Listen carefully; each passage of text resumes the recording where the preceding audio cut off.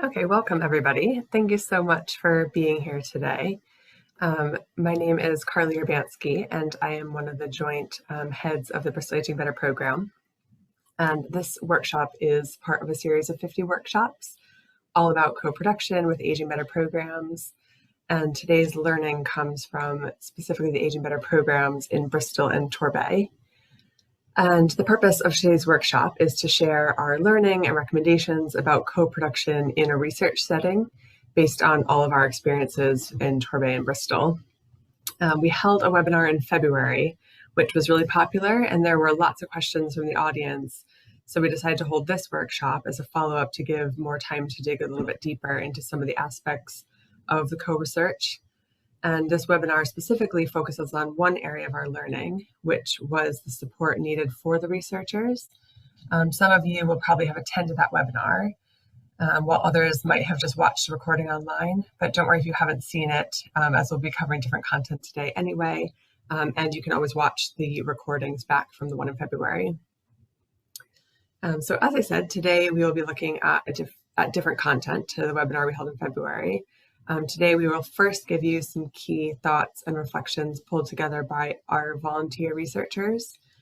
These points showcase some of our key learning from the experiences, and then we will split up into 3 breakout rooms. Each breakout room will dig further into a theme related to co-produced research, and those themes are recruitment of volunteer researchers, ethical and safeguarding considerations when doing co-research, and scope of influence in decision-making. So Claire, who's a part of the BAB team, will be assigning everybody to the different breakout rooms so that you'll get assigned when you need to go in. And then we'll come back together to briefly share some key points from each of the breakout rooms. All the content today will be recorded, so this main session is recorded as well as each of the breakout rooms. So you'll have a chance to be able to watch the other breakout rooms afterward if you weren't able to be a part of that today. And the recordings will be publicly available, uploaded onto our YouTube channel. So the breakout rooms will be your main time today for questions during this workshop. We don't have lots of times for questions after we return from the breakout room because they'll just be the main facilitators feeding back a few points. But don't worry, because we have a panel discussion later today, which some of you might already be signed up to. That's this afternoon, and that will be your chance to ask more questions. And as you'll see on the slide, we have the details of that, and that will be starting at 3 o'clock. And then after today, further content will be made available in the form of our toolkit, and this will launch at the end of the month and contains loads of learning about co-production, including a whole toolkit about co-production in a research setting. So thank you again for being here today, and we hope you get so much out of it. And I'll now hand over to Claire for the first part of the workshop. Thank you, Carly. So my name is Claire. I'm the Learning Officer for Bristol Aging Better. I'll just move on to the next slide. So to start off this workshop, we just wanted to share some of our key learning points and reflections about co-production in research. So these reflections come from our volunteer researchers themselves. In Bristol, we call them community researchers, and in Torbay, they're called citizen evaluators. And we've got quite a lot of them on the call with us today. So this is sort of, if we had to do it in a nutshell, these are the key sort of bits of learning really and reflections that we wanted to share with you. So number one being that your approach to co-research needs to be underpinned by remembering that the role is voluntary, as in both Bristol and Torbay it was. In some cases it's not, but on the whole, these roles do tend to be voluntary. So just remembering if it is voluntary that's the case, but even if it's not, that each individual will have their different motivations and their interests for getting involved. So remembering that point will influence other factors and other things to remember if you're doing co-production research. So I'll just go through these now. The first ones are being the need to be flexible in the roles and the tasks that the researchers take on. So if possible, trying to give the volunteer researchers a large amount of choice about what they do and how they do it. So that might involve providing training if someone wants to do something, but they're new to it or they lack confidence. And it also works to provide choice about who they work with. So for example, offering them the chance to work on something alone if that's what they would prefer, but also in pairs or in small groups if that's a better way of working for them. And a large part of this being flexible is trying to be creative about how people are involved, making sure they can get involved at the level that's comfortable for them and the time commitment that works for them as well. And this flexibility involves expecting and planning for volunteer turnover.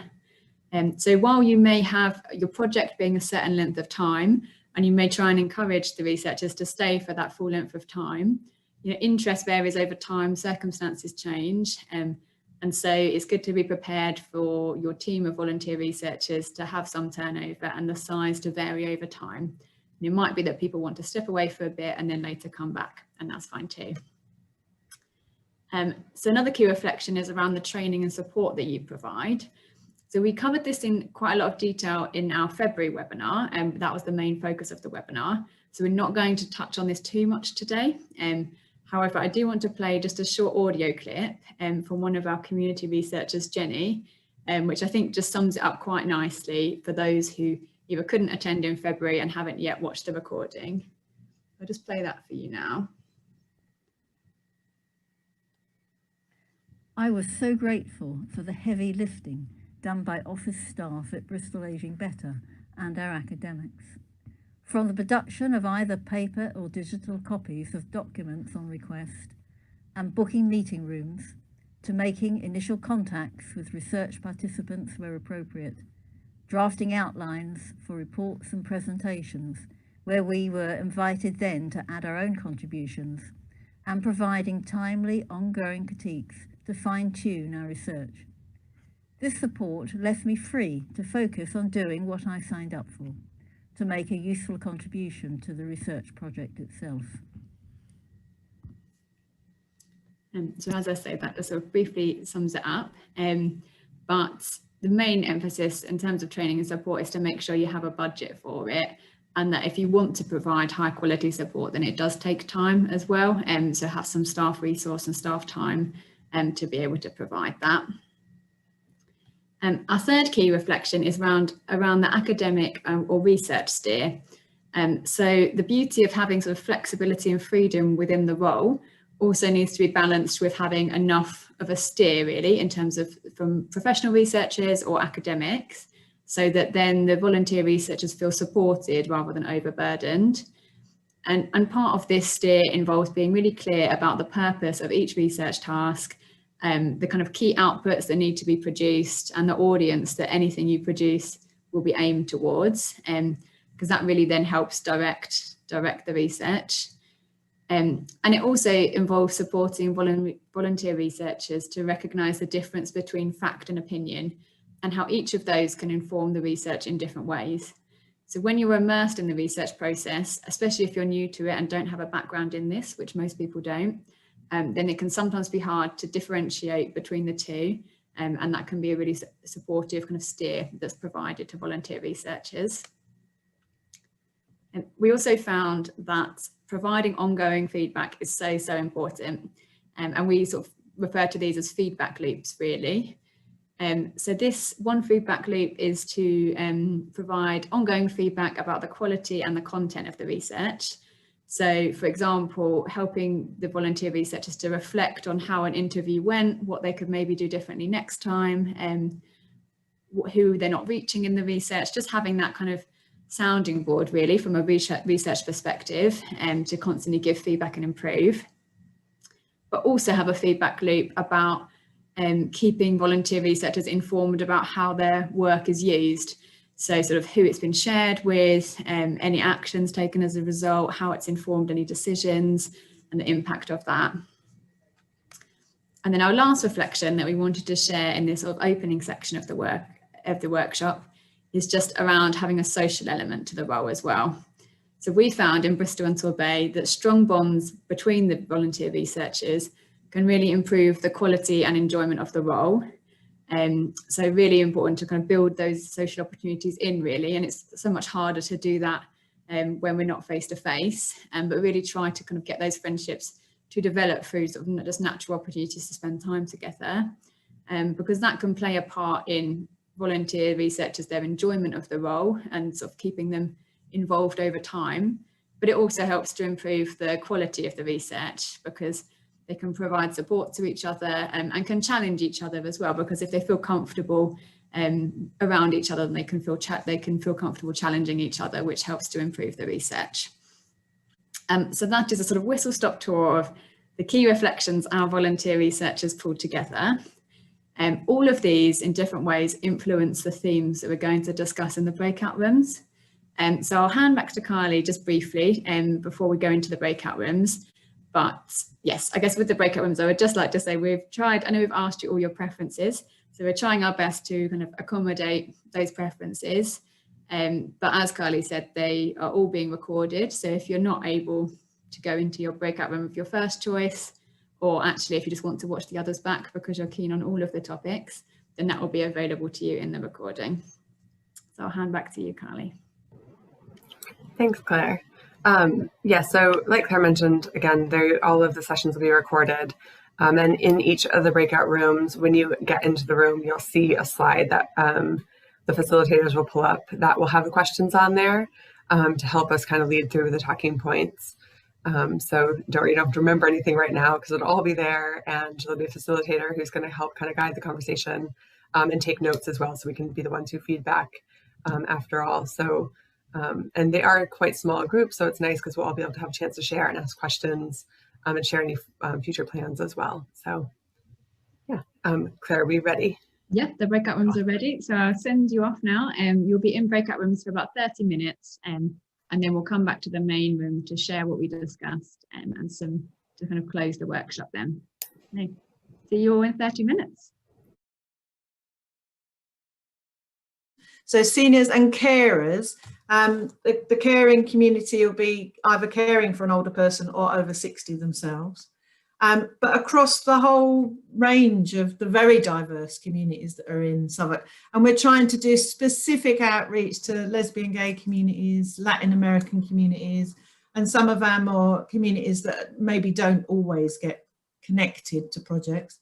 And we particularly want to have citizen researchers from all backgrounds and all educational backgrounds, and get a real good mix of people. And we have talked about involving younger people as peers, supporters, mentors, students working alongside us. So we're really hoping that it's going to be a complete mixture of people.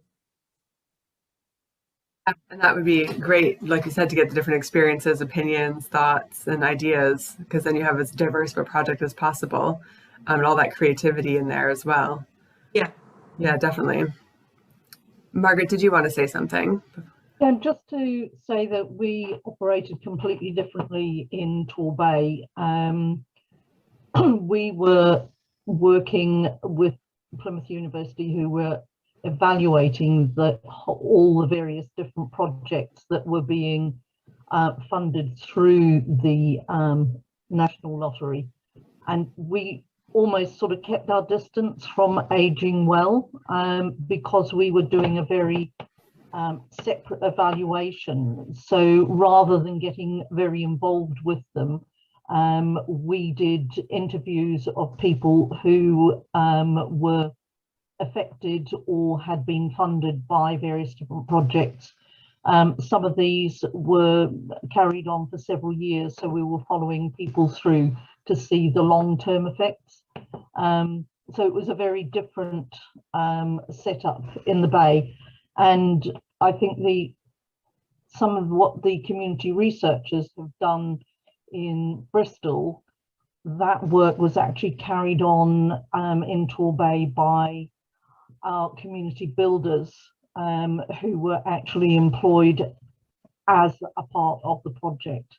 And we had them in every single ward in the Bay, so they knew the area and the people and embedded themselves really in those areas. So that was interesting, and we were doing work on looking at their role, but unfortunately we were just ramping that up when COVID hit, and we couldn't do the interviews that we were hoping to do with them, because they then got very involved in the actual support on the ground for those who were shielding, and particularly those over the age of 55. and then that's a shame how much it was stunted from that, wasn't it? But yeah, it was really different, wasn't it? The projects between Torbay and Bab, Bristol work. But yeah, I mean, in terms of being a part of the community, does anybody have any other thoughts on how they feel if you'd be too close to the community, if it's better to be more immersed in the community? Any thoughts or opinions about that? Or questions about how it worked? And you guys can feel free to not have yourself on mute as well, because this can be an open discussion. We want to make sure that you can all ask questions so we can answer them really. I think that's really linked to this question about what you actually want to achieve by having co-produced research, because obviously it depends on what kind of research, what the purpose of it is. It counts as, you know, how close you have to be into the community or not. Yeah, definitely. Do you want to elaborate a little bit more on that, Jan? I don't know that I do, but I'd be interested in other people's reflections on that, or whether it is something you're interested in or not. I think it's interesting when if you're looking at people who are actually going to be going out and researching within their community, is if you decide beforehand what you want to achieve, but ensure that you don't have that set in stone, so that if things change, you can move with it, so that you're reacting. Because if you're too rigid, then you're not opening yourself out to everything, all those possibilities, all those needs. Because this is, if you're doing research, you're looking at people's needs and how you're going to respond to those and how you're going to improve people's life and outcomes. So make sure when you're recruiting people that they know what you're looking for, but that you also tell them that you're open to, things changing, sort of morphing and altering as you go along. I think that's really important, that you're not stuck in something too rigid. Yeah, I would agree with that. And I think that's probably something, I don't actually remember our initial recruitment documents, and maybe Jan would, but I just think we didn't advertise that way. I just think when we all went into the Aging Better program, we kind of had a thought of what it was going to be, what the evaluation was going to be, but it changed so much over the program. The roles changed, and I think, yeah, that is key when you're recruiting, to make sure that it is spelled out, that it needs to be fluid, like you said, Margaret, because yeah, you have to be able to kind of adapt in this world. I think that was one of the big benefits of the Aging Better funding, was that the lottery let us have that fluidity to the whole program. So even with the projects run, the projects could adapt and change, but the evaluation also needed to adapt and change. So it was one of the benefits, but it also, not everybody works that way. So not everybody feels comfortable in that kind of position. So that's definitely key to make sure that is in the initial recruitment documents as well. And when we're talking about, because obviously we have some other questions here as well that we can delve into, but in terms of involving a diverse range of people as well, I know some of the things that we thought about, because all the different Aging Better areas did it differently. But, you can think about things like, is it voluntary or paid? Are all of the researchers involved in all of the same tasks, or do you break them down differently? Also, even just to what they're called, we had different names in different Aging Better areas as well. And I think, one thing that we've found on reflection is that, if the name kind of reflects the job, that makes the most sense. One of the other Aging Better areas had what, we called them community researchers in Bristol, but they had story catchers. And when we all came together and talked about that, we thought that was a nice name, but maybe that reflects more to somebody who's just building up case stories and having, talking to people who are telling their story. But as well, maybe community researchers sounds more of kind of a clinical term and more evaluation term.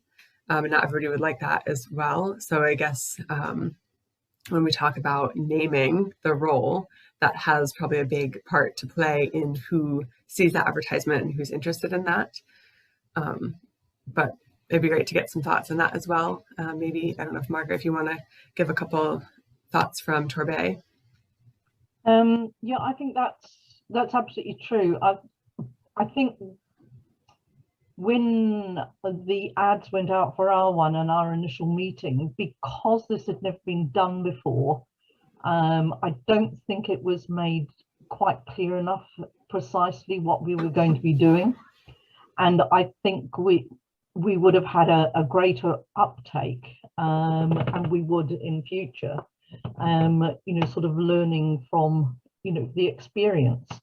But to know that you were going to be interviewing people, that you were going to be building up questionnaires, that you're going to be trained in ethics, interview techniques, all that sort of thing. I'd only just retired and I was looking for something that was going to stimulate the brain, keep me going. And I found it absolutely fascinating, the actual training side of it. And we did, when we were working out our interviews and the questions for our interviews, we went into role play mode, and that was when our group really bonded, because all of a sudden quite shy people took on another persona and turned into something completely different, which was great fun. But learning how to do different types of questioning, that empathy that you need. And I think this was the interesting thing for a lot of us, was we were working with professional researchers, but we had a very different reaction of those that we were interviewing than they would have had to a professional researcher, because we weren't trained professionally, but we brought, I think, a warmth to an interview, which meant that those people opened up a lot more. So that was really interesting. And we then had to do the reports, and the reports go to the researchers, and then they get, the case studies get written up, and then they go off to the lottery. So although we weren't doing research ourselves, we did have, it was, an important role as far as we were concerned. Yeah, definitely. And can I ask, did you have anybody who then, after a few weeks or months, oh, sorry, can everybody hear me? Just wondering if anybody dropped out because of the expectations of what the role was supposed to be, or if they felt that it was, not what they wanted based on the recruitment documents. No, we did have people drop out, but that was because of personal reasons. Sort of someone suddenly had to take on a caring role for a mother who suddenly became very ill. We unfortunately lost one person, and that was gutting, because he was a real part of the team, and sort of he developed cancer and died within 3 months of diagnosis. But then we got a couple of new people, and then we sort of had to meld those into the team. But when we were doing the interviewing, we worked in pairs, so and wasn't necessarily always the same too, because it would depend on availability. But it was a strong team, and we've made friendships, which is great. There were only a couple of us who knew each other before, this process began, but we've actually, sort of made friendships, which once again, when you leave the workplace and you've suddenly lost your work colleagues, to make new friends out in your community is important. Yeah, definitely. Yeah, that makes sense. And that's what so many people are looking for, aren't they? Which is so important. And I don't know how it was in Torbay, but in Bristol, we had recruited right away as part of the BAB program. So our researchers had started before the project started. And I don't know if Jan will be able to add to this as well, but I think, we've looked at, was that the right time? When do you recruit? You know, is it better to wait until projects have started? Do you want to be there from day one? Again, I think a lot of this comes down to just being open and honest in the recruitment papers and what you're expecting of people. Because I think there was a long wait for our researchers, and we might have done that differently, knowing what we know now. But I don't know if Jan had any comments on that as well. Yeah, I think that certainly some of the first group of people who recruited, I think some dropped out because they were expecting to kind of get on almost straight away with doing something. And I think with the doing something, a lot of expectation was that we will be interviewing older people. And in fact, in the research, it took a long time. And for some of the group, they didn't. They did a lot of interviews, but it was with people providing the services rather than the people receiving the services, which I think, again, is an issue about expectation and what's possible within the research. So certainly there is a time thing. I mean, I think to some degree our involvement was perhaps unusual in how long we were involved. I think, you know, a lot of research projects are much more specific and will be much more short term. But I mean, alongside this question of recruitment is of course retention and how you're going to retain people. Yeah, definitely how you engage with them. And I think, I mean, obviously you can comment on from Bristol's point of view as well. But I think that's where, you know, we had, I mean, I feel like we had strong relationships between UE and the researchers and the BAB team. We always made sure we connected and worked closely together where we could.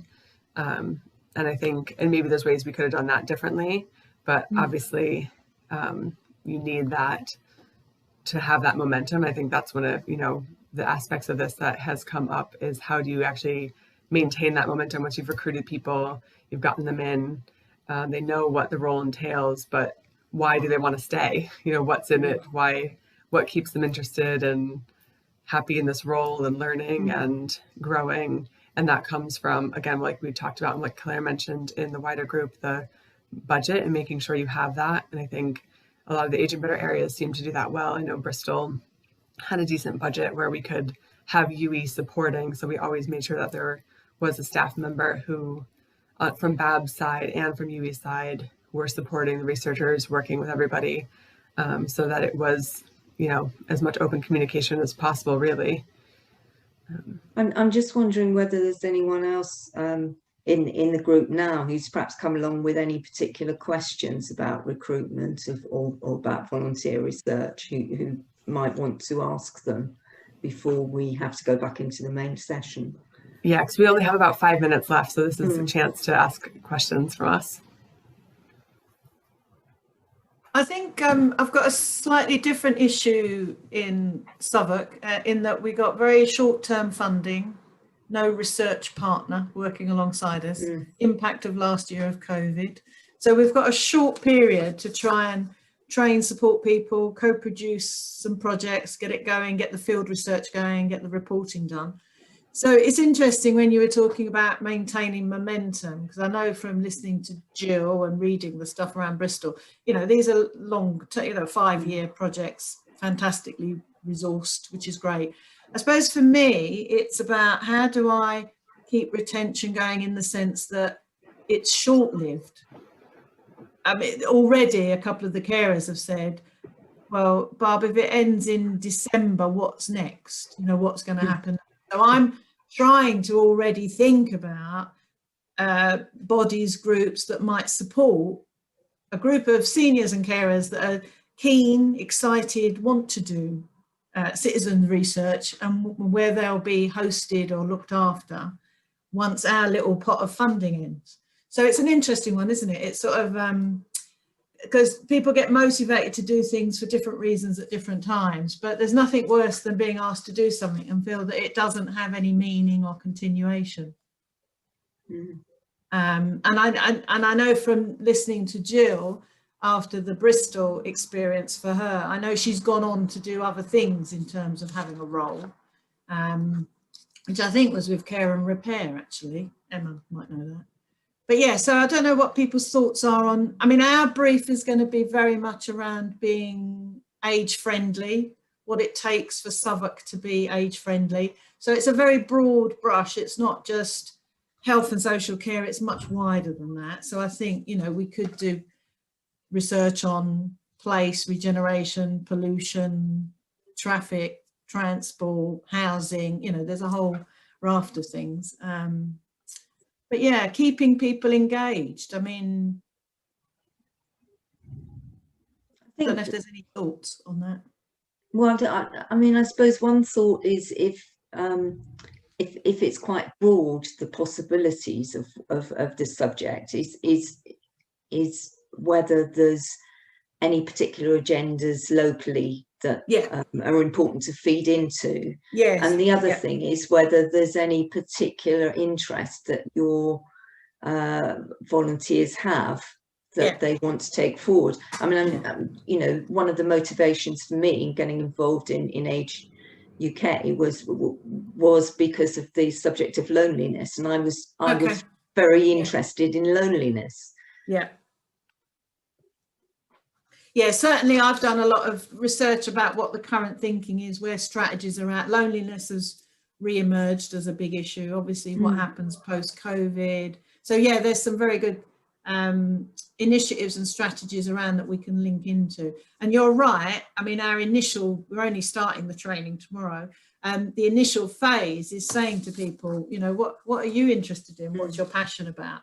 And then seeing if we can get some crossover. I mean, I really like, Margaret, your idea of doing stuff in pairs, but not being the same pair all the time, having a, you know, who's available, having that flexibility. So yeah, thanks, Jan, that's helpful. Does anybody else have any questions before we move back into the other room? Oh, can you not hear me? We can't hear you, Carly. Well, yeah. I'm so sorry about this. I'm sorry. There we go. My mic is not the best facilitator for this because I'm having mic problems on my computer. We have a minute left. Does anybody have any other questions that they want to ask here of the group about recruitment? I'm conscious we've only got about 40 seconds, but I had a quick question that I put in the chat about people's experiences of recruiting remotely, whether that's something that you've done or whether all your recruitment happened pre-pandemic. But if it is something you've done, how did you find that? How did it work? And in Bristol, ours was just pre-pandemic because we've been running for 7 years now. So 7 years ago, actually. So I'm sorry, I can't help with that one.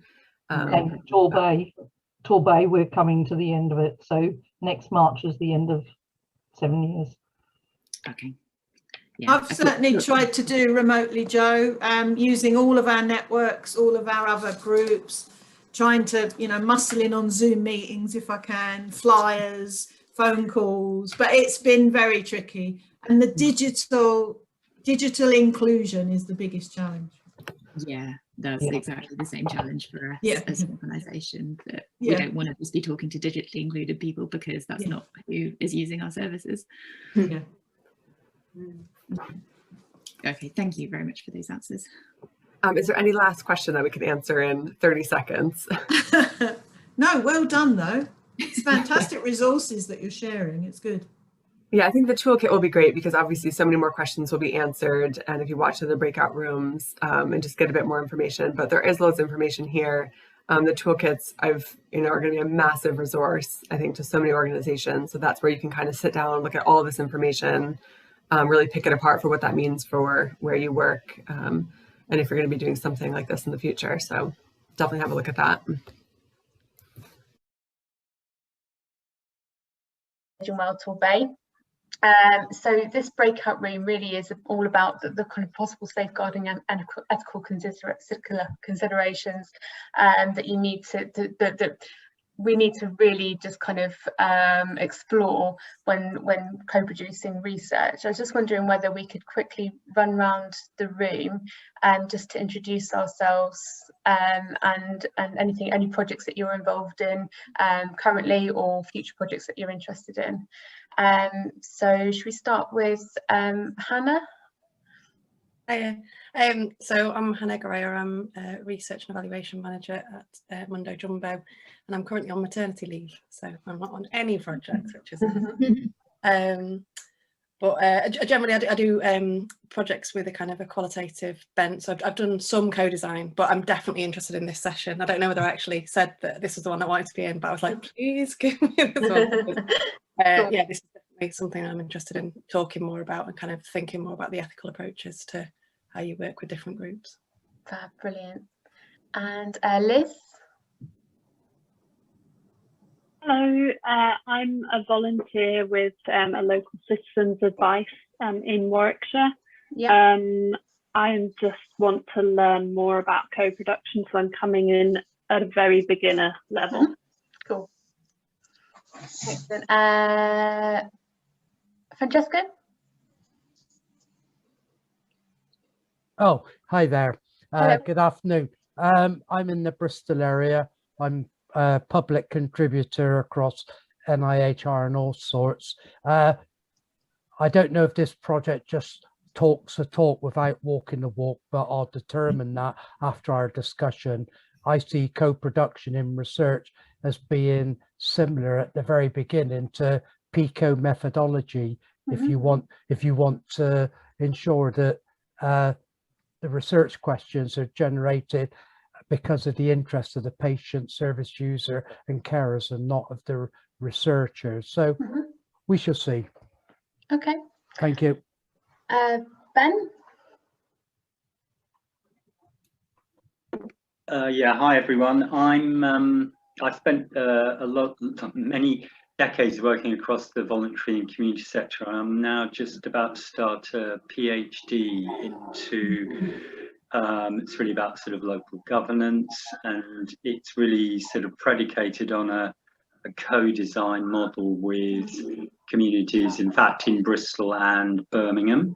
Yeah. And I'm really interested in the sort of links between co-design and action research, and I suppose how, as the question says, how you get the balance to ensure you get a good quality outcome, but that it is also genuinely a process of co-production. Yeah, absolutely. Okay, so Jan? Hi, I'm from Bristol Health Partners. So Frank, it's nice to see you. So we have a number of teams who are a mixture of health workers, researchers, public contributors, and wider networks and commissioners. And I think that ethics in particular is seen by some of the teams as an obstacle. It's interesting to hear what you've got to say, and particularly tips for getting things that have been co-produced through. Thank you. Okay. Daniel?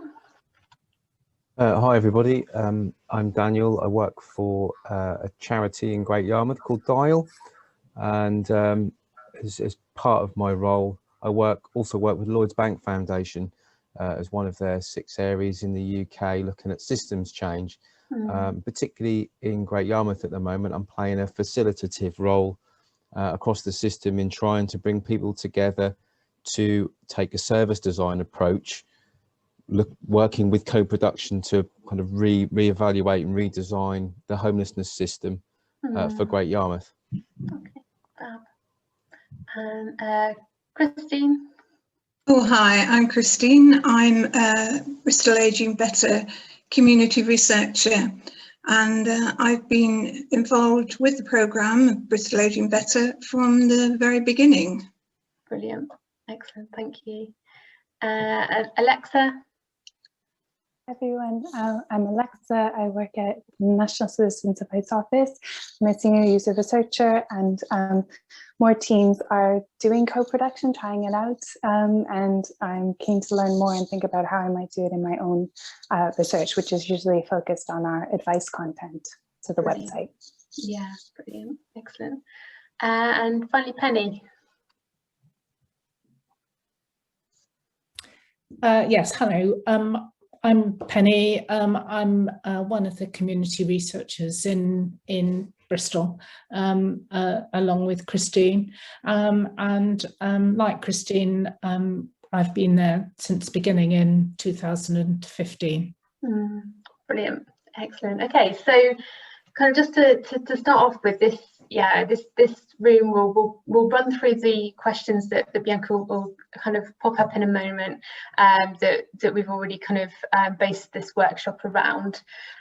So what I'd really like to do is kind of bring in examples that each of you have of co-produced research that you'd be involved with or potentially will be involved with, and I can also add in my reflections on the work in Torbay. Also, I know you know, some of the aspects of what's been happening in Bristol, but also Penny and Christine can add to that too.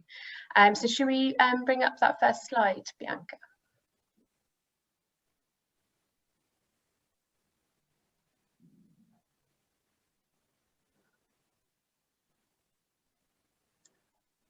Cool. Brilliant. Okay, so if we start with safeguarding volunteer researchers, this is really, you know, this is a really important aspect, because although a lot of safeguarding aspects you need to consider in normal research as well, but what are the safeguards that will be kind of put in place for lone working for those volunteers? Has anyone got any contributions for that?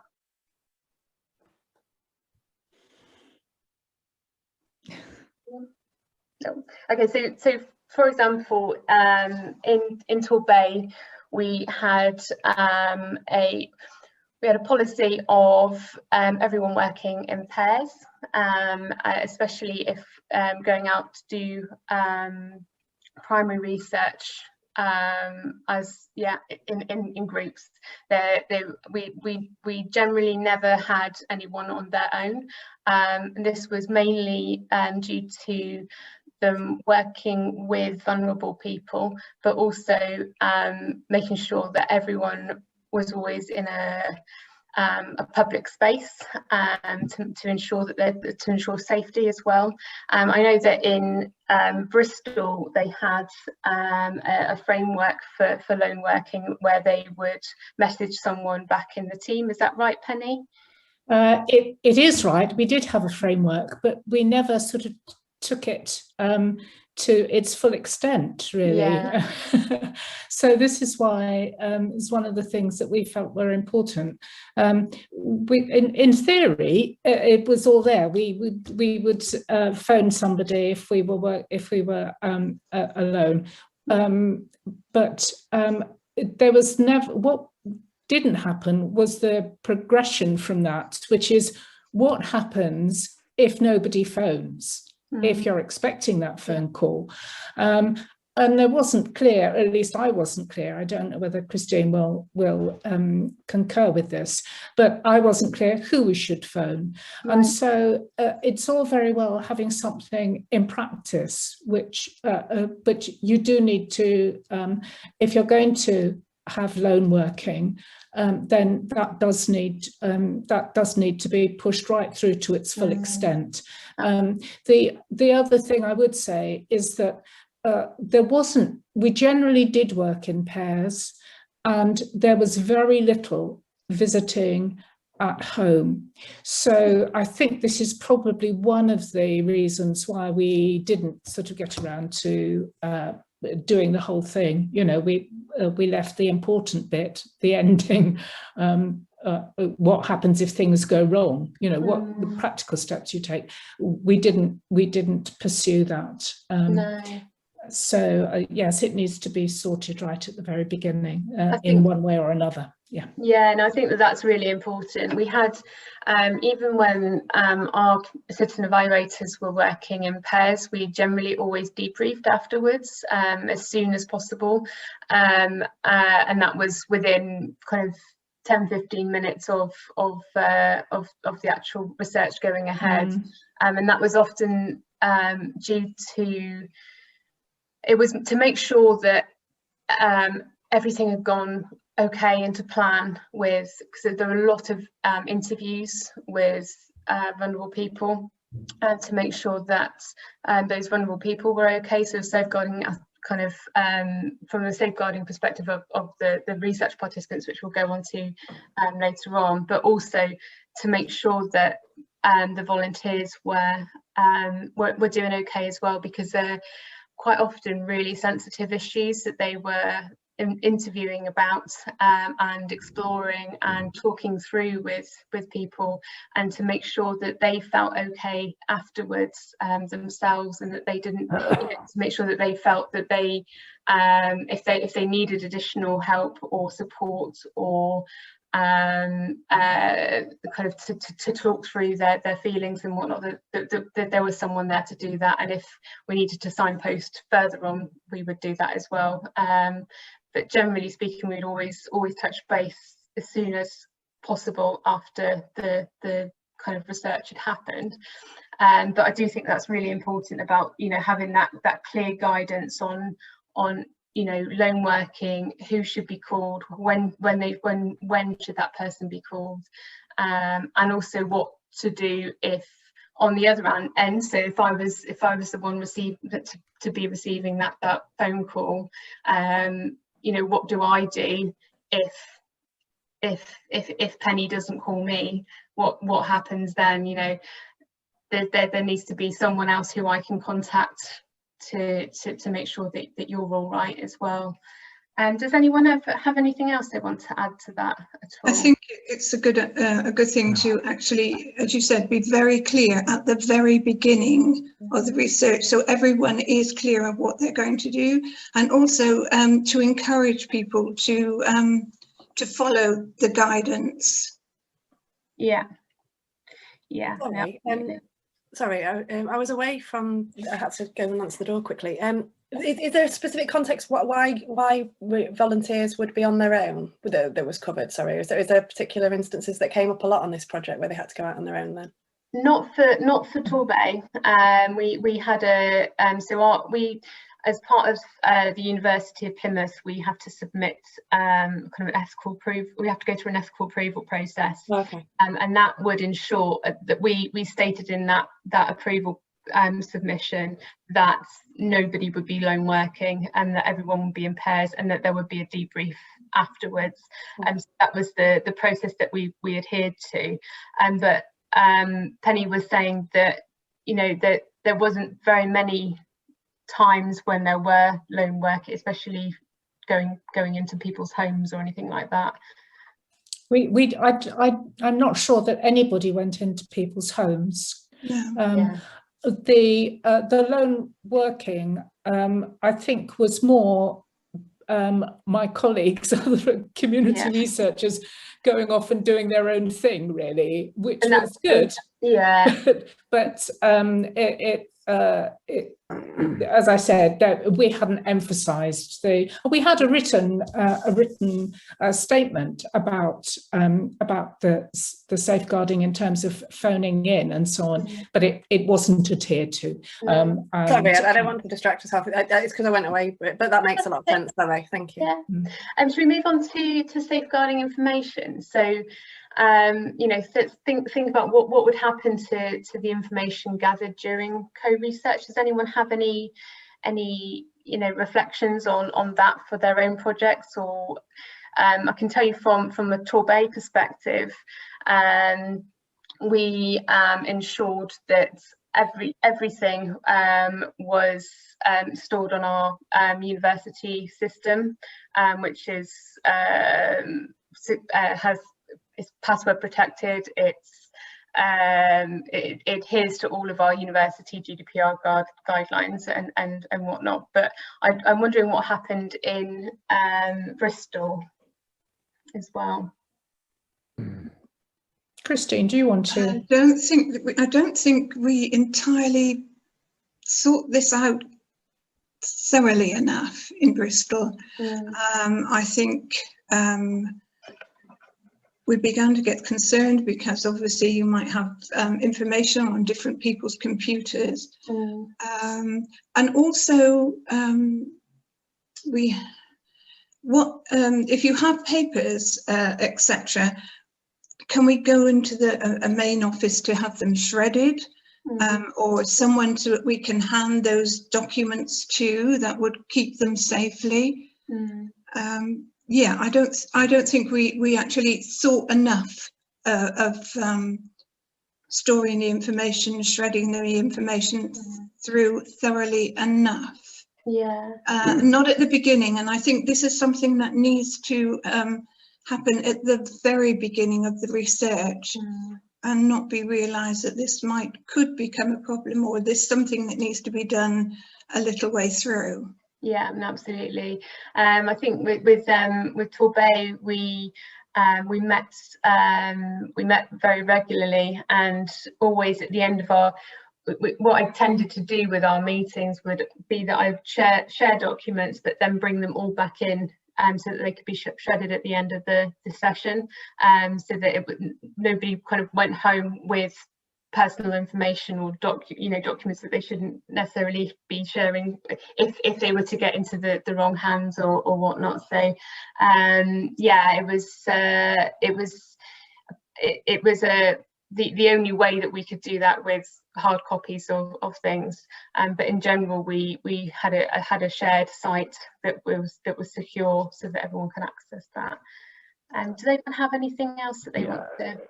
Can I ask a question, please? Yeah. I don't understand, but was there an independent trial steering committee for this research project that ensured the integrity under the research governance framework, for some of the questions and potential problems that you had? I kind of like thinking, going back to the earlier question, you can have different ways that you engage with people in the same way as you do with mental health. If you're a care coordinator meeting your client for the first time, you meet in the office, then you can make arrangements to meet out in the community with mutual consent, what the patient feels comfortable with. It sounds like as if some things could have been done a little bit easier and not so much onus on the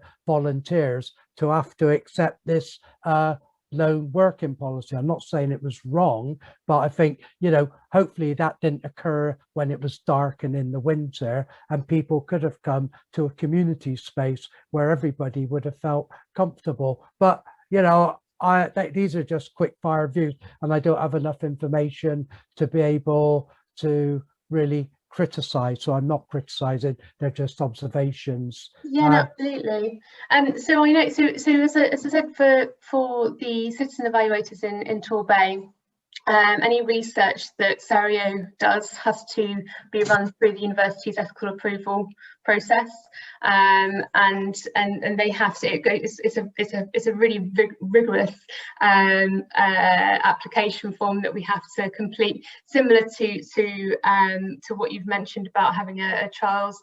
Because it's not a trial, we wouldn't have to. It's not something that's not something that we would go through. But the university has a clinical trials separate department that would deal with stuff like that. But for applied research, we still have to run by the university's ethical procedures, but also a number of other bodies that we would seek guidance from to ensure the safety of our volunteers, and the safety and safeguarding information as well. So safeguarding our research participants' information and things like that.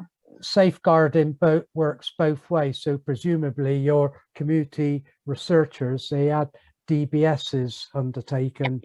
Yeah. Okay, yeah. Great, thank you.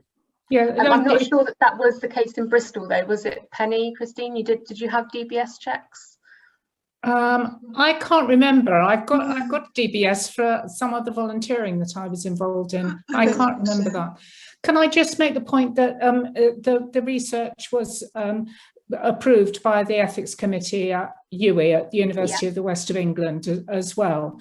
And I think what Christine and Christine will correct me if I'm wrong, I know.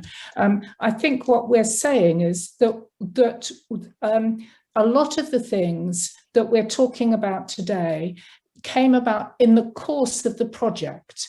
and that is that the fundamentals, as it were there, but there were things that occurred during the course of the project that where we realised in retrospect that wasn't it wasn't done in enough detail, it wasn't emphasised enough, and it wasn't overseen enough.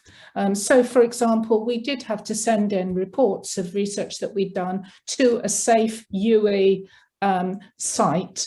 So all the reports went there, but there wasn't, the bits that we didn't deal with were the bits of paper that we had at home, and whether we should get that shredded or whether we just leave it on our computer, and things like anonymity on our own computers, that sort of stuff.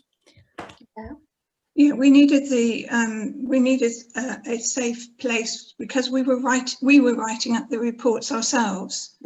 So we needed somewhere where we could store our documents, etc., or our notes of interviews, etc., that we could actually get to them quite easily, and then we could write our reports, and then that could also be saved on that one site.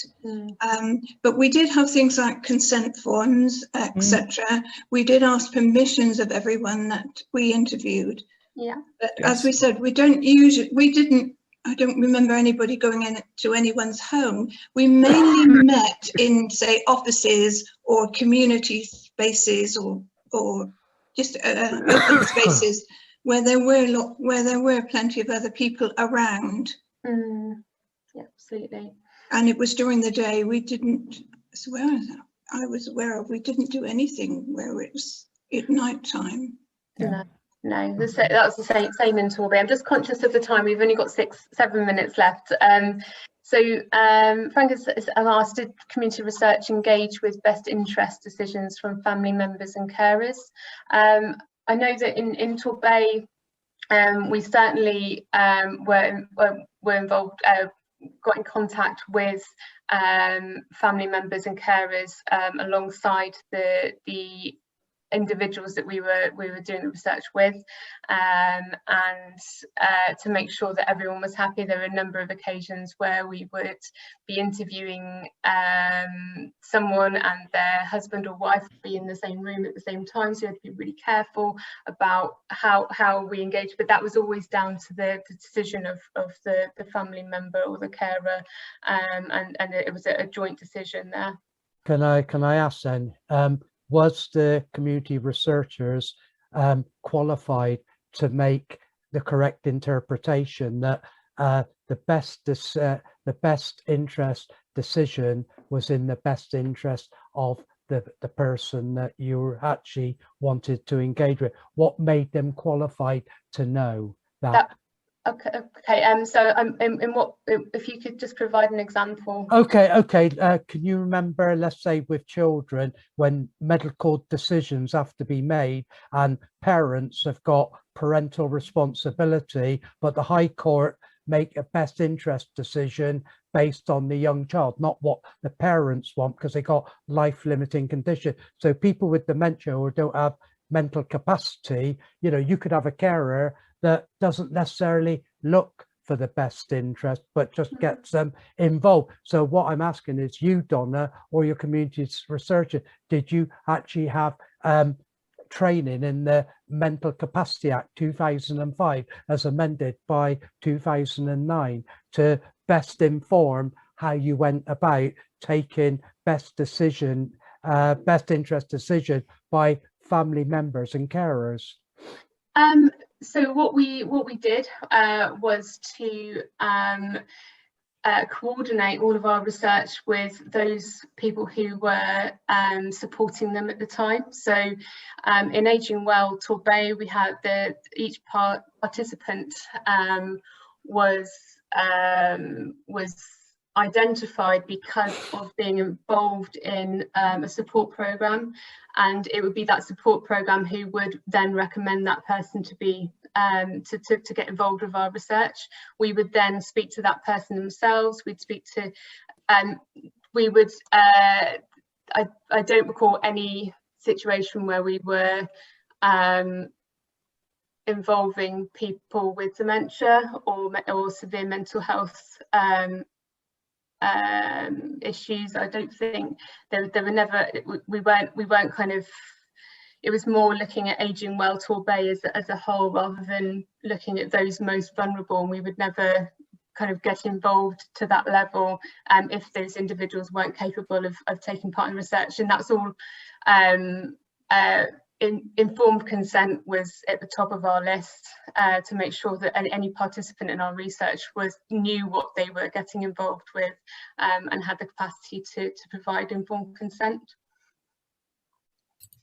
Do you want me to chip in a little bit from Bristol as well? Yeah, that'd be great. Thanks, very similar, actually. I mean, the community researchers would not be doing any interviews with anyone who's sort of classed as a vulnerable adult without consent, but also, I mean, a huge amount of our research and what the community researchers were working through was what's called our common measurement framework, which you'll have used in Torbay as well, and that so that is was designed by the national evaluators for Ageing Better, Ecoris, and that there was a rule that could not be completed by somebody with a diagnosis of dementia. So even though for anyone, if anyone who might fall into vulnerable adult category, they might be able to fill that in, and all of the questions are optional, so they can fill in as many or as few as they're comfortable with, because some can be quite emotionally triggering for people because they ask questions about loneliness and mental well-being, but they wouldn't be given to anyone with a diagnosis of dementia for that ethical reason. If we just quickly go on to the last considerations relating to the research methods. So what will happen if volunteers know a participant, or what will volunteer researchers have access to participant contact details? We've kind of touched upon this a little bit about GDPR issues involved in having paperwork or documents that have personal information. We, as a team in Torbay, ensured that if participants were known to our citizen evaluators, we didn't go ahead with that combination of researcher and participant, just to make sure that there were no biases involved, and it just to remove all knowledge of that, otherwise the research is biased. So we just made sure that especially in Torbay, where a lot of people know a lot of people, and everyone does tend to know each other, so it's really it's just really important to make sure that the research is unbiased as possible. Okay, so any more contributions about what will happen if a volunteer knows a participant?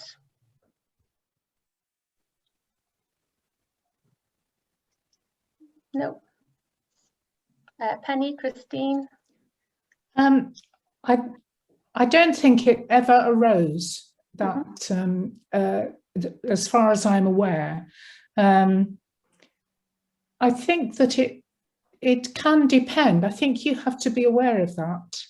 But I think that it doesn't necessarily, depending on the type of, on the questions you're asking, what you're looking for, I don't think that should necessarily be not be able to take place. Having said that, I mean, I know that one of the other researchers, Jenny, who you might have heard earlier, and I did interview somebody who we did know, because Jenny and I and this guy have been involved in the community sector for the last sort of 20 or 30 years. So, but we weren't sort of intimately connected. We just knew each other. We were acquaintances, and I don't think that's necessarily a problem, but you need to be aware of it. Yeah, absolutely. Yeah. Brilliant. Thank you. I think we're just about to close in a moment. If there's any questions that anyone has, please do send them through and we can answer them afterwards. Really are not used to that, and who I wanted to work with and when, that sort of thing. It was really freeing, I think. So I hope that's helpful in thinking about it. I think in discussing power, you have to look at responsibility as well. Thank you. Jenny, do you have any thoughts on this? I think Eddie summed that up pretty much for me as well. I also didn't want that much responsibility. when I signed up for this in 2014. I suppose for me, the co-production is about how far does the organisation who is responsible for the output of the research is prepared to allow the public, i.e. the volunteers, to shape the way that it moves forward, and to be just very transparent about that. And my experience in BAB was just that. I mean, as Eddie said, we had a lot of choice about what we did. There were a couple of bigger projects at the end, which I was involved in, and we were able to have good discussions with our academics to decide the way forward, the research questions we wanted to ask and how to do it. And that for me was the essence of co-production, really. I guess with some of this, looking back, there were some difficult moments, weren't there, as well? And I just wonder if you've got any reflections on the kind of real points where there were tensions or conflict around matters of, I guess, control of the direction of things and so forth. I think in the very early days, there was a bit of an issue possibly about transparency. We were working on kind of quite minor projects really before BAB took off in a big way. And they were kind of put to us as a sort of learning experiences.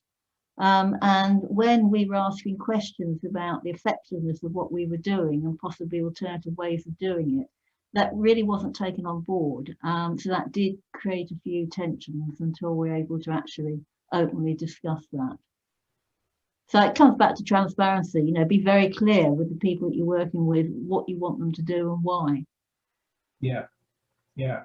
I mean, one of my reflections on that subject of transparency is that there are quite a few occasions where I don't think anyone really knew what they were doing, and therefore there's an issue there. So there, I mean, I exaggerate, but there are times when there's uncertainty, and I think actually there's uncertainty in the commissioners and in the and this kind of that's quite freeing up potentially, because it creates a space where things can emerge through a lot of discussion, but it can also be quite kind of difficult, I think. And there's a lot of questions where, you know, there are questions about people's time and investment and things that are tried out and then reversed. That can be pretty frustrating. And then it can appear that there are agendas which have just been waiting in the background, which you know, are not revealed. And I think that particularly during the early phases of the programme, there was a lot at stake and a lot of vested interests. So when you're doing an evaluation of programmes, you've got agencies who've got their reputation on the line. And I recall a time when Eddie, for example, you and a colleague did a lot of work with an agency who became quite defensive about what they were doing. So I think that was a real issue. I think it was. I think within that, I was just thinking about that at this moment. The interesting thing was, in terms of where the lines were, we were actually going to be, it was quite clear there was a lot going wrong with that project. And the responsibility then is, who are we responsible to? What are we, and to what extent are we being critical of BAB in what they're doing? And in fact, there was a meeting that Amy and I had with the project manager at BAB towards the end of it, who said, look, if I've fouled up, just say I've fouled up, you know. It was particularly difficult for me, though, that one, because it was a piece of work that was going on in my bit of Bristol, and I knew some of the people involved. And therefore, I knew that there were the particular agency that had been chosen to run the thing, I felt actually wasn't worthy of running the project. Yeah, yeah, yeah. And so things are a lot easier when you're not encountering problems in the field. But when you've got actually, I mean, this was frankly an underperforming project, wasn't it? It really wasn't doing very well at all. and there are real issues about how that information gets shared. I wonder if I could just broaden out the discussion. Would anyone like to throw their hand up or just jump in with an experience, an observation that they've got, or a question that they have from someone we haven't heard from yet?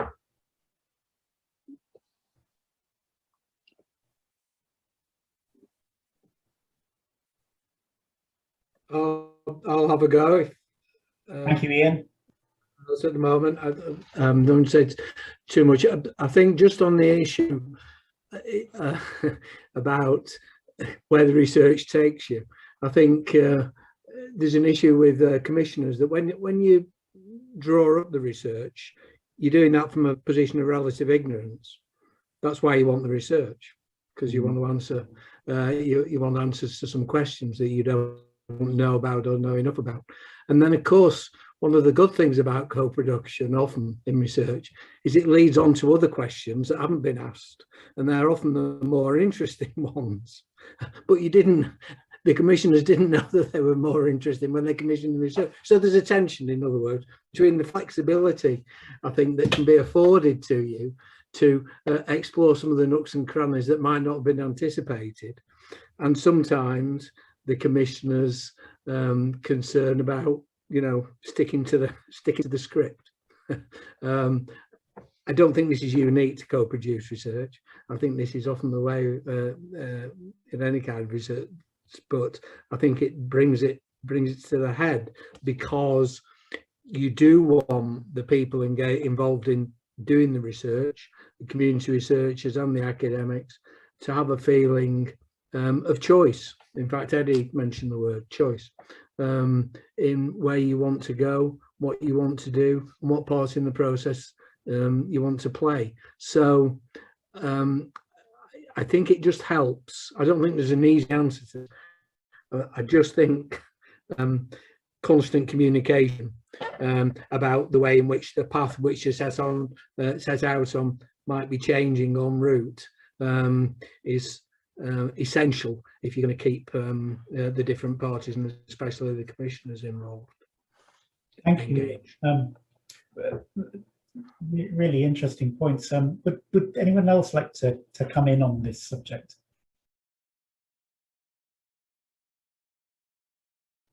Sarah, are you okay with this subject area?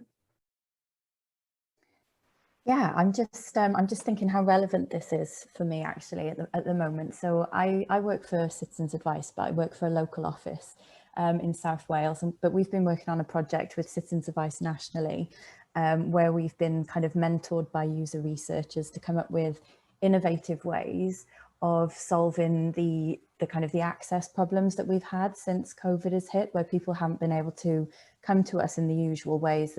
Like drop-in services were very, very popular previously, and now we can't do face-to-face. So we've been doing lots and lots of user research on how we can overcome some of these barriers, basically. And we've started a new research project on. Okay, so there are carers out there that don't realise they're carers, therefore they're missing out on certain entitlements and things like that.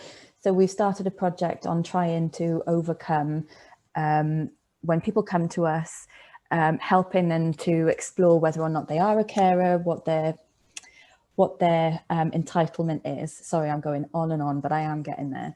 And we're right at the start of that, and we're really keen to have a really strong element of co-production in this, but there are lots of givens that we've already been given at the start.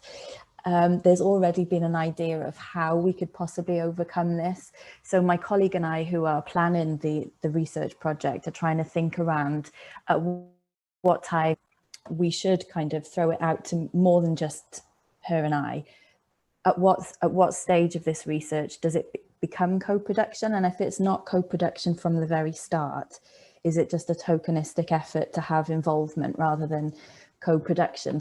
So we've got some givens, and we're thinking, is it fair to bring people in knowing that we've got these givens and that the choices might be limited, or do we just go with that anyway and we're just upfront from the start and say, you know, this is what we're looking at and we really need your input on this, if you would join us in it. However, there is an idea already of the direction that the commissioners, I suppose, want us to go in.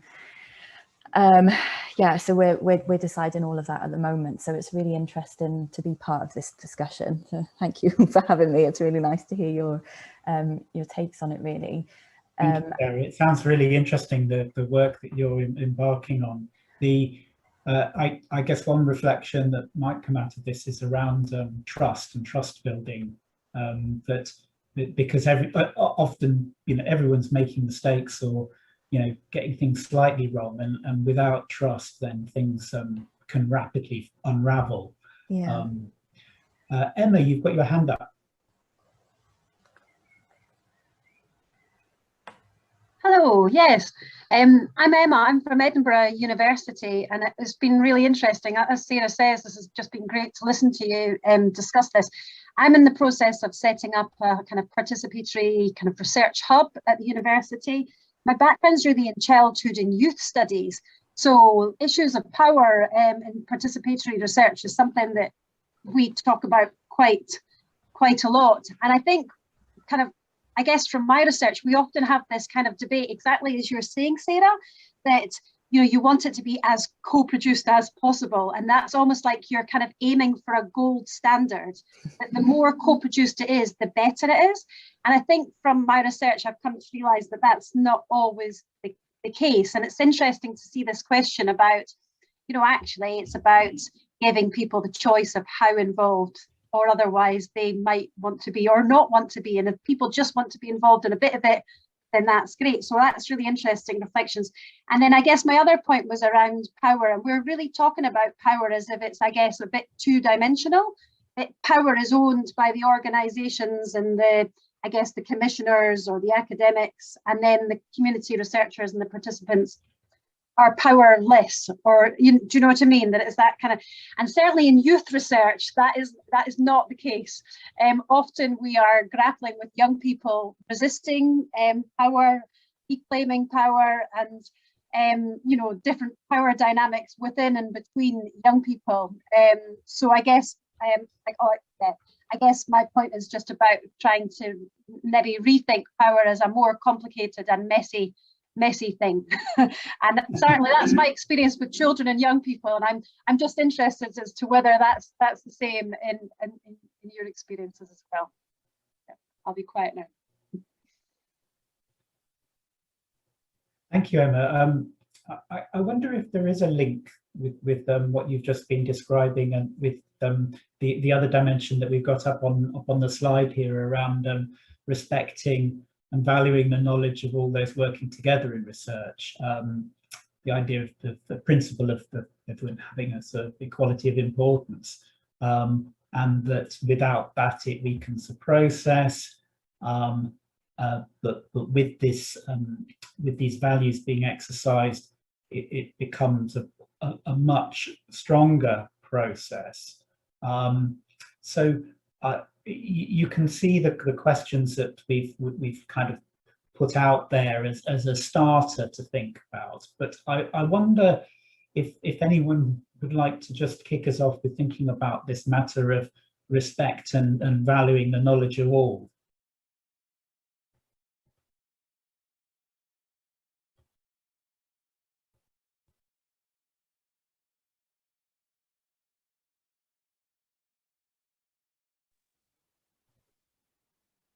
I mean, yes, Kathleen, sorry.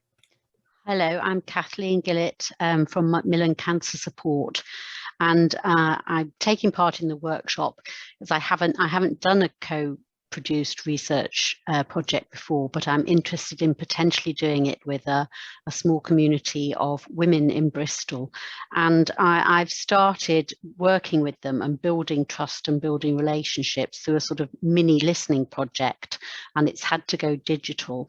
And I'm doing some one-to-one interviews with them at the moment about their lives, and it's very broadly under the banner of how they're feeling about their health and well-being, who they turn to and who turns to them for help with health and well-being, of course, including concerns around physical things like cancer.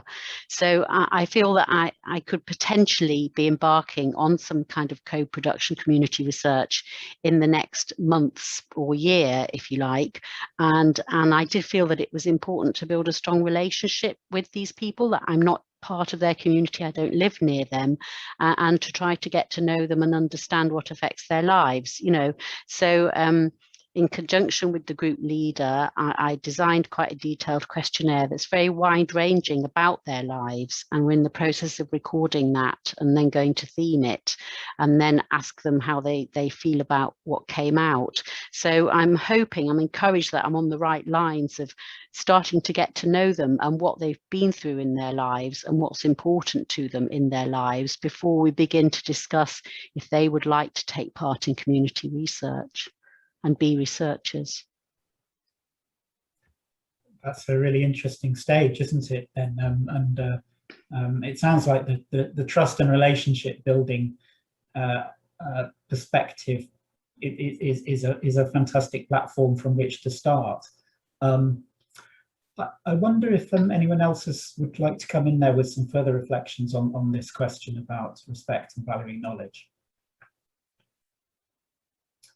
Elizabeth. Hi, my name is Elizabeth. I'm doing a PhD at Bangor University, but I've been doing it for the last 5 years. I'm still struggling to write it up. I took an action research approach to my research. So initially, I wasn't thinking in terms of co-production or terms like volunteer researchers. All the literature I was reading was using terms like participants, which was a bit passive, really. But it's still, the action research literature does talk a lot, doesn't it, about respecting and valuing the knowledge of all those working together on the research, and different forms of knowledge and experiential knowledge, and trying to get some kind of parity between the academic approach and the experiential knowledge. So when you were talking earlier, you said about, somebody said something about distinguishing between co-production and involvement, and then I think it was Emma was talking about, well, actually it's more of a spectrum, and you need to give people a choice how involved they are, whether they're involved to the extent of co-production or perhaps the other end of the extreme is a participant. And there's probably a million steps in between, isn't there? I found that was really, it was all tied up with the commissioning of the project and who we were working with. So I had two main research partners, a public services board, an amalgamation of different public bodies, and a voluntary sector organisation. And yeah, trying to give, I mean, even finding power for myself was difficult enough without enabling other people to have influence over decisions as well, because you have all these very powerful organisations that you're working with. I think perhaps who's just dropped off my screen, but the volunteer researcher who was speaking earlier was talking about the difficult project, the one that wasn't performing very well, and how much, how much they have power over what you do in your research. Anyway, that was my random thoughts on this, but it is quite a spectrum, isn't it? And I'm not sure whether labels like volunteer researcher or participant or co-produce are helpful, or whether they sort of box us into particular roles. Yeah, I think a recurrent issue that has come up in these workshops is the choice of language, and what the power of what a set of words can do to start suddenly shaping things in ways that you might not have anticipated sometimes, and shut other things off. I'm conscious of Gillian. Is there anything that we've been discussing that you would like to come in on?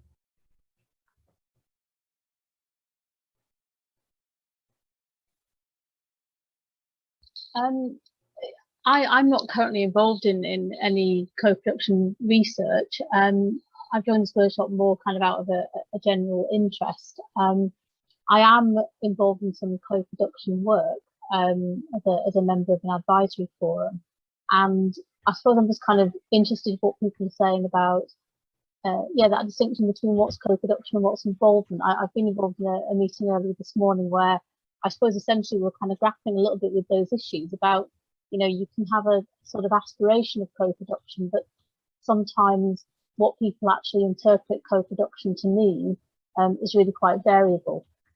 So having a sort of shared understanding of what co-production is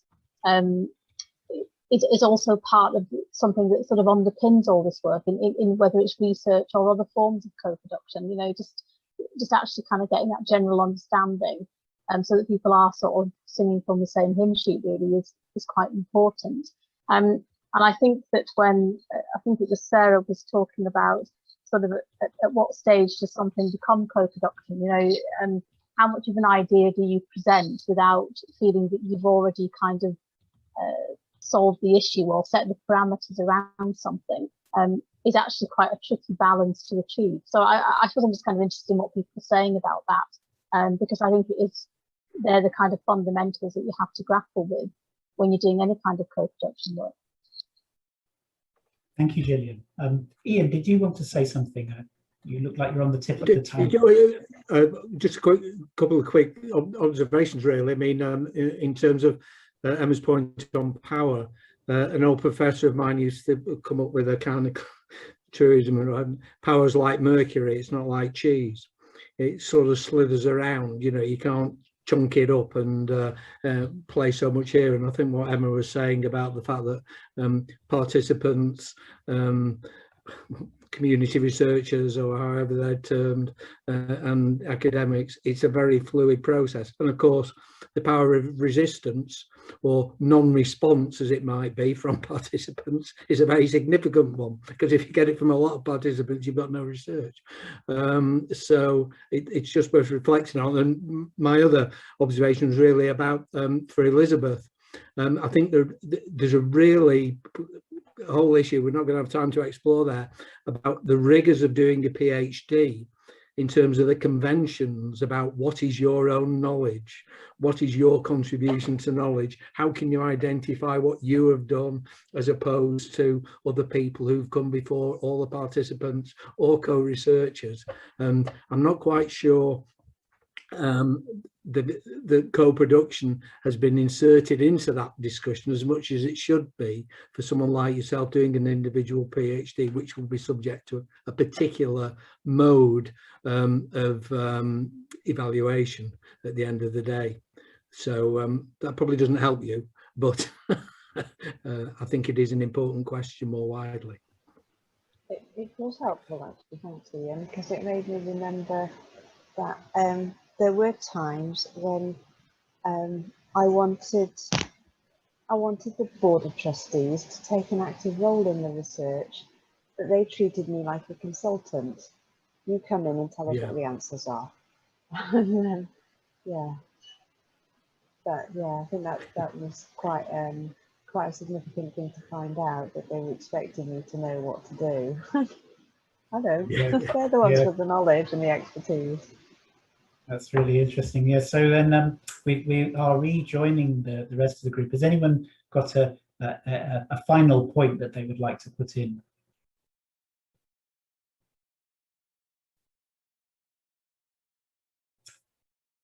I didn't mean to shut down the conversation in that way. I think there's something about the often these statements that you find when you put them into practice, they do become a lot more fluid and messy and up for negotiation. And so sometimes the toolkit sort of guidance, and I think our guidance might be the case, is it can be a bit simplistic. Welcome back, everyone. I think that's everyone back from all of their rooms. No one is stuck in the internet, I don't think, which is great. I hope you had good discussions in those rooms. And we just have a few minutes sort of now really for the facilitators of those rooms, if you just want to feed back a couple of the main points that you discussed to give the other groups a bit of a flavour. So up to you, who wants to go first? Carly, do you want to, as you were in room 1? Yeah, that's fine. Thank you. So what we talked about was the recruitment of researchers, and obviously there's a lot that goes into this, and we noted that there are differences between how Torbay did that and how Bristol did that. So we have very different experiences, as well a lot of the other age and better areas. But we were talking about where to recruit and when is appropriate and how you actually recruit. We talked about how in Bristol we recruited the researchers before any projects were really running.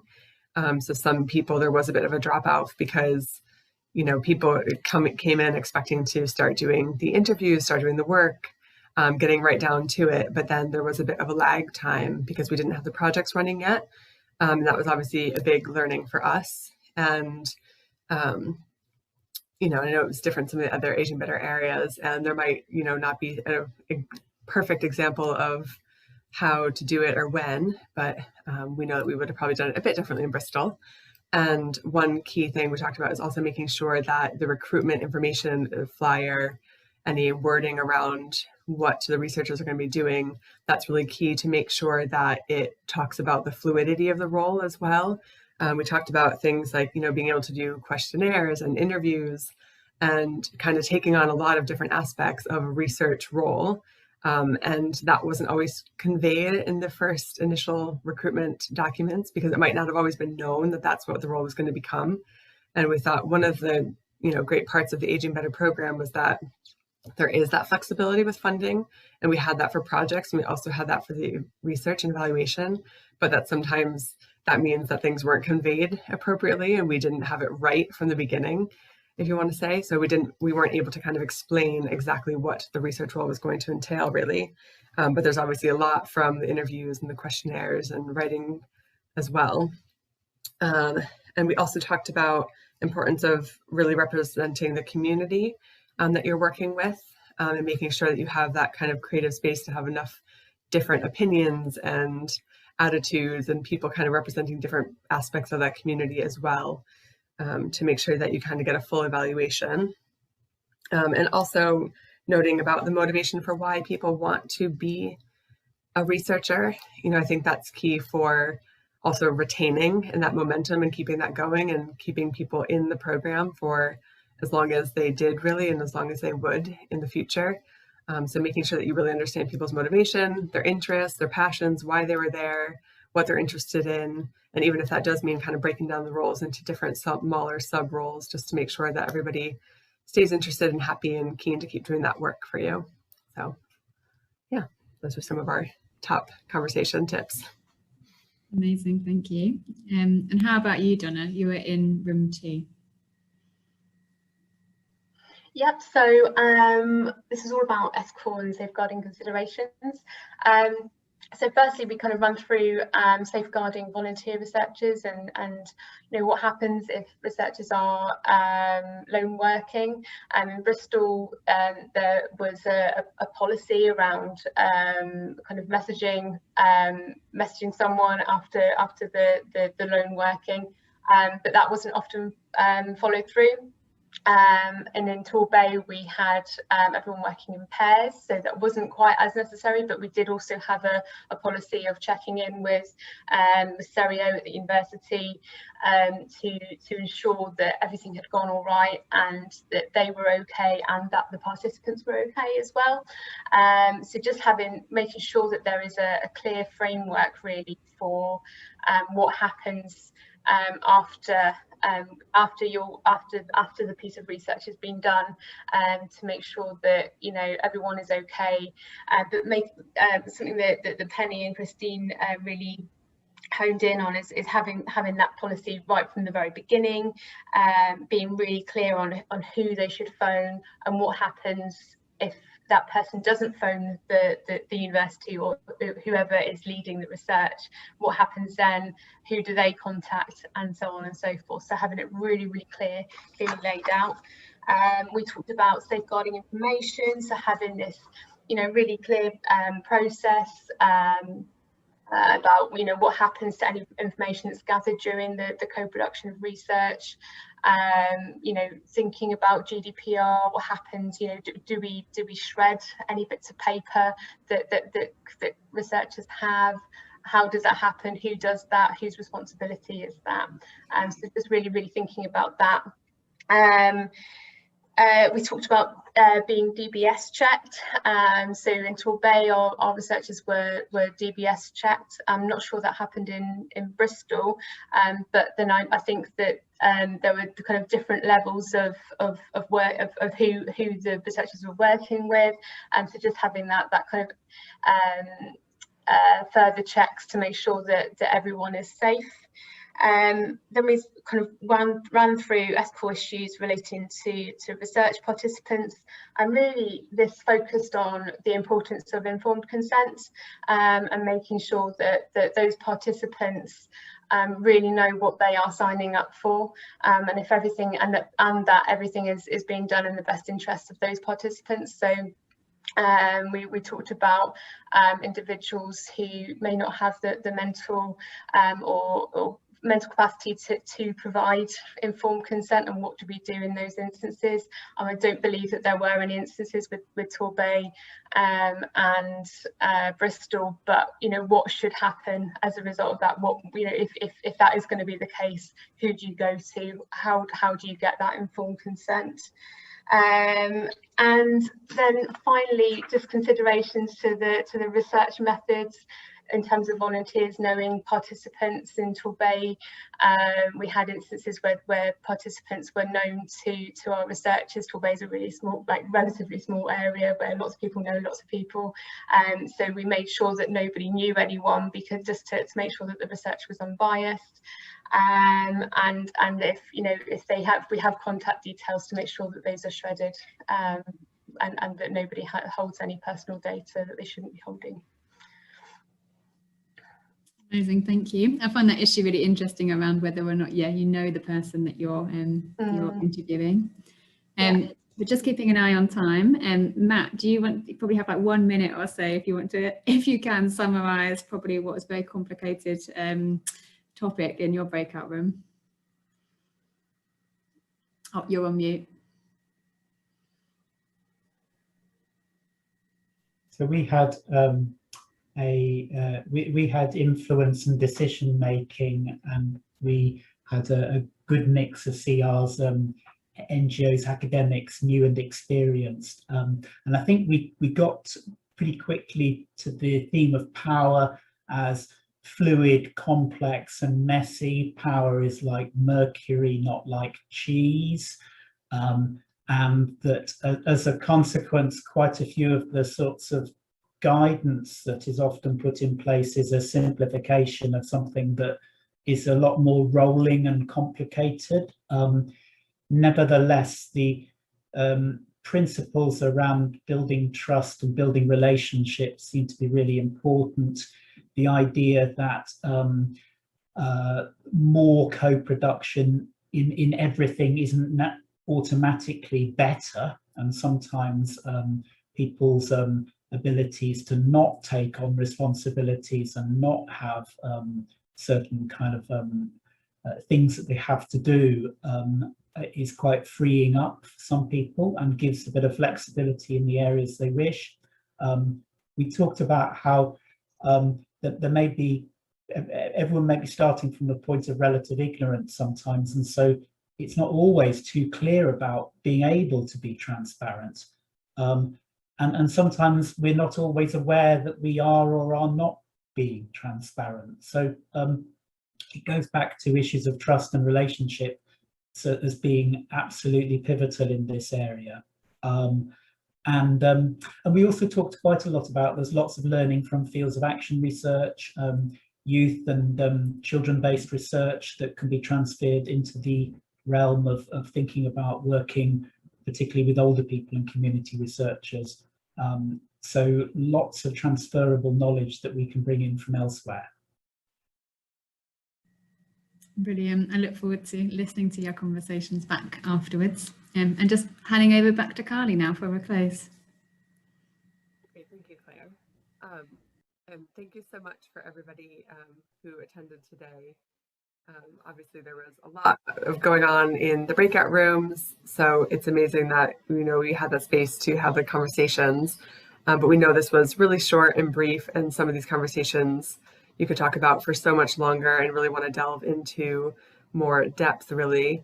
So, that's when things like using the toolkit is going to be a great resource to actually be able to access that when it launches, use that, bring that back to your organizations to have kind of deeper conversations around this going forward, as well as being able to go to the panel discussion later today if you can. And if you can right now, if you have any other questions that were not answered in the discussions, please do put them in the chat now, and then Claire will bring those to the panel discussions later. And that's how we'll be able to answer some more of your questions as well.